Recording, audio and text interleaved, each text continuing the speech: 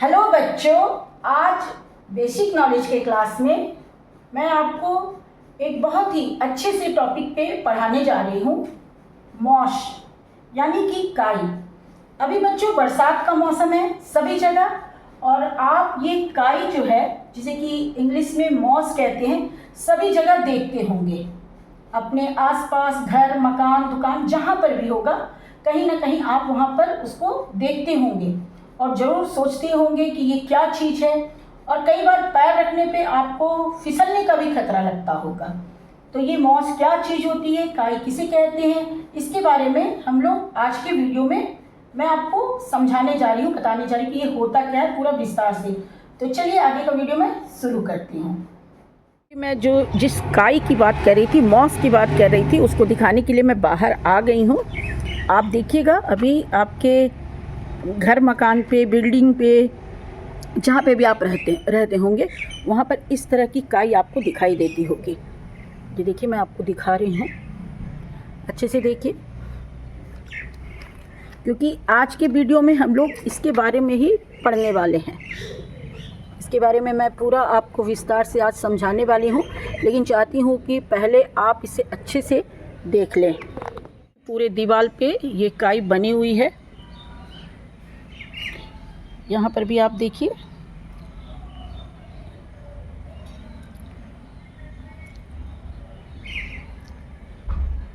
काई जो है बन जाती है इस तरह का छोटा छोटा। अभी मैं आपको और वीडियो दिखाऊंगी।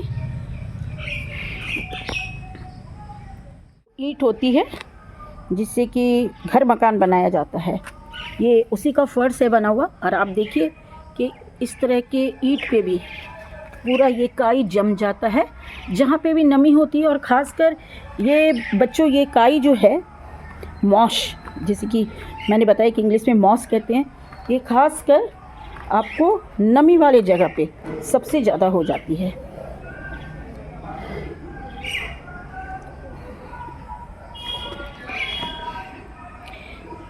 बच्चों, ये तो आपने देख ही लिया और समझ भी लिया कि मैं मॉस की क्या बात कर रही हूँ। अब मैं आपको दिखाती हूँ कि पर्वत पे, पहाड़ पे, जहाँ कहीं पे भी रॉक जिसे कहते हैं, चट्टान, बड़े बड़े चट्टानों पर भी ये हो जाती है नमी की वजह से। देखिए बच्चों, ये जो पर्वत है, पहाड़ है, झरने हैं, यहाँ पर भी आप देखिए तो ये काई यानी कि मॉस आपको दिखाई दे रही होगी। आप जब भी पर्वत, पहाड़, झरने पर जाते होंगे तो आपको इस तरह का दिखाई देता होगा। तो चलिए बच्चों, अभी तो मैंने आपको बहुत सारा इसका जो फ़ोटो है, इमेज, वीडियो, काफ़ी कुछ मैं आपको दिखा चुकी हूँ। तो अब आप अच्छा से समझ गए होंगे कि मैं मॉस किस चीज़ की बात कर रही हूँ, काई की। तो अब ये क्यों होता है, कैसे होता है, चलिए अब आगे मैं आपको इसके बारे में समझाती हूँ। दरअसल बच्चों, बरसात के मौसम में काई यानी कि मॉस का हर जगह उगना मुख्य रूप से नमी और अनुकूल परिस्थितियों के कारण होता है। काई को जीवित रहने के लिए यानी कि जिंदा रहने के लिए और बढ़ने के लिए पानी की एक पतली परत की ही ज़रूरत होती है, और बरसात का मौसम उन्हें यह भरपूर मात्रा में प्रदान करता है।